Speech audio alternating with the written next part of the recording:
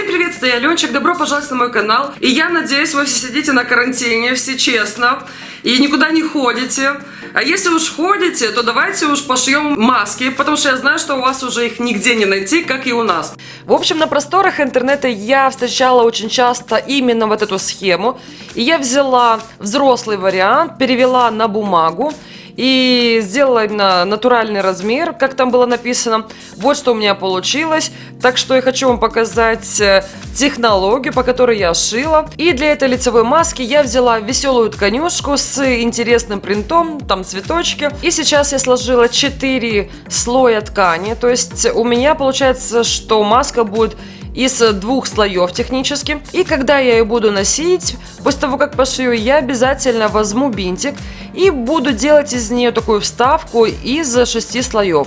А сейчас, как видите, я уже все покроила, и самое время перемещаться к швейной машинке. И сначала мы сшиваем, так сказать, переднюю часть нашей масочки. И теперь нужно на швейной машинке проложить строчку. И это как раз будет строчка в том месте, где у нас будет центр носика нашего и рта. И эти же строчки, которые я вам сегодня покажу, они точно так же легко исполняются ручным способом. Например, иголкой вперед. Здесь нету сложных каких-то элементов в пошиве и не так уж много и шить. В общем, я думаю, что у вас все получится. И сейчас мы дострочили первую деталь и теперь беремся за подкладочную. И как видите, у нас уже что-то намечается, проклевывается. То есть у нас получается вот такой клювик, грубо говоря. И теперь нам нужно эти детали сложить лицевыми сторонами вовнутрь. Главное, не перепутайте направление, потому что все-таки у этой маски есть и верх, и низ. Там увидите по схеме, там одна сторона идет 3 сантиметра подъем на нос, а на подбородок, допустим, 3,5. В общем, увидите сами. И теперь смотрите, мы соединяем детали по низу сначала и потом по верху. Не забываем делать обязательно закрепки, иначе у нас все разбежится. Срезаем все лишнее и повторяем процедуру на другой стороне. Все швы я делаю по 5 мм, то есть на ширину лапки, не шире, потому что все-таки здесь гнутые линии. Так изделие лучше вывернется и нигде ничего не будет тянуть. Что самое интересное, вы можете эту же маску пошить в 3 слоя.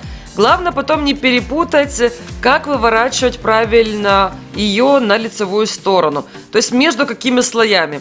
В моей маске, в моем образце нету разнообразия слоев, поэтому я просто выворачиваю такую кишку, грубо говоря. И мы уже выходим на финальные этапы. То есть нам нужно поровнять ткань, чтобы 2 слоя смотрели в стык, строго вверх. И ни один из слоев ткани не переходил на следующий.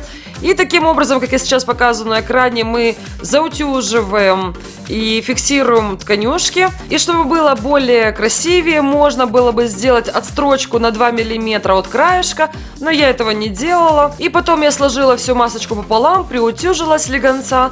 И теперь смотрите, что мы делаем. Мы сейчас будем закрывать срезы, и это же место будет, так сказать, кулиской для резиночки, которая будет придерживать маску на ушах. Для этого мы загнули с помощью утюжка на 1 сантиметр краешек, потом еще раз на 1 сантиметр.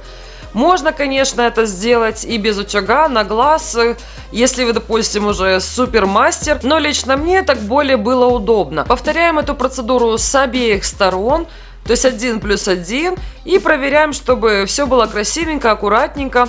И, в принципе, нам можно уже идти в сторону швейной машинки и делать последнюю строчку. Когда мы будем ее прокладывать, не забудьте делать закрепку, такую хорошую, в начале и в конце. И вот эти наши стежки прокладывайте, пожалуйста, на 2 мм от сгиба, который смотрит в сторону центра маски. И когда мы закончили прокладывать строчку, не забываем отстричь все лишнее, чтобы не было каких-то лишних ниточек.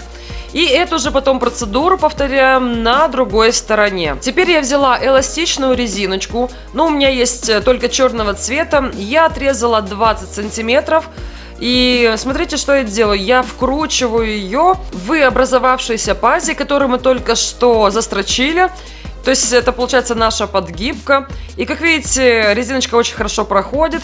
Вы можете взять резиночку потоньше, и бывает резиночка такая беленькая, аккуратненькая, более эластичная.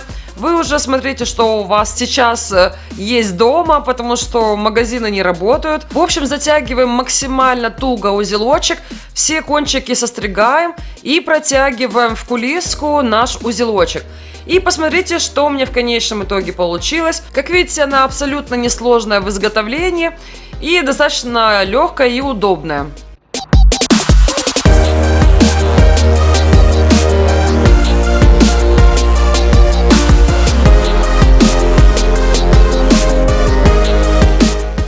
Ну что, ребята и девчата, надеюсь, вам все понятно, надеюсь, технология пошива понятна. Шейте себе хотя бы 2 штучки на всякий случай.